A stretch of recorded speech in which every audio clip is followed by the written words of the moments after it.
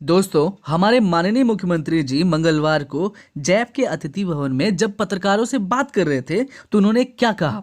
तो दोस्तों, उन्होंने कहा कि 5 साल में राज्य में विकास की ऐसी लकीर खींचेंगे जिसे मिटाना किसी के वश की बात ही नहीं होगी। और इन्होंने कहा कि नवंबर से दिसंबर तक बड़े पैमाने पर नियुक्ति होगी।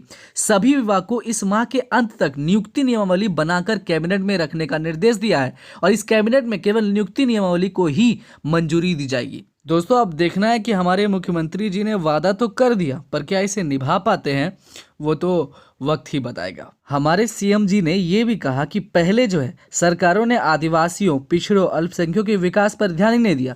75% बाहरी लोग बाहर होते थे। ये भी कथन दोस्तों उनका कहना सत्य ही है। अब वह स्थिति नहीं है। सरकार ने जो कानून पास किया है उसके तहत 75% स्थानीय बेरोजगारों को रोजगार देना है। इसे लागू कराने के लिए जिला स्तर पर भी कोशिश कर रहे हैं वो, ठीक है। उन्होंने उपायुक्त को निर्देश दिया कि सरकार को विकास योजनाओं के प्रति गंभीरता से रहे और सभी अधिकारियों को गंभीरता बरतने का निर्देश दिया। सीएम बोले कि झारखंड गरीब बच्चों को पढ़ाने के लिए सरकारी खर्च पर भेजने वाला देश का इकलौता राज्य है। झारखंड आदिवासी, दलित, पिछड़ा, अल्पसंख्यक बहुल राज्य है।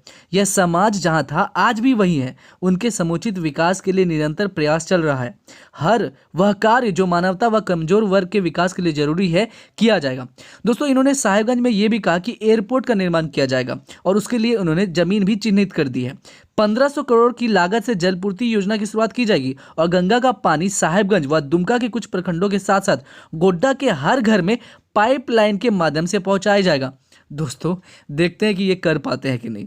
दोस्तों, देवघर एयरपोर्ट के बारे में इन्होंने बात बताया। देवघर एयरपोर्ट के बारे में इन्होंने यह बताया कि देवघर एयरपोर्ट के संचालन के संबंध में जब उन्हें पूछा गया तो उन्होंने कहा कि उसका निर्माण केंद्र सरकार ने कराया है, लेकिन उसके संचालन का खर्च राज्य सरकार पर डाला जा रहा है।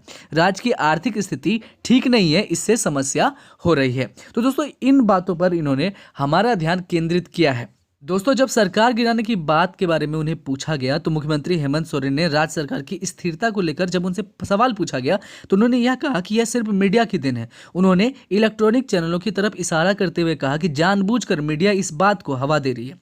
हमने तो सरकार के अस्थिर होने या गिराने की बात कही ही नहीं। मुख्यमंत्री हेमंत सोरेन मंगलवार को बोकारो हवाई अड्डे पर प्रेस प्रतिनिधियों से बात कर रहे थे। उन्होंने स्पष्ट किया कि यह मजबूत सरकार है और 5 वर्षों तक पूरी मजबूती के साथ चलेगी।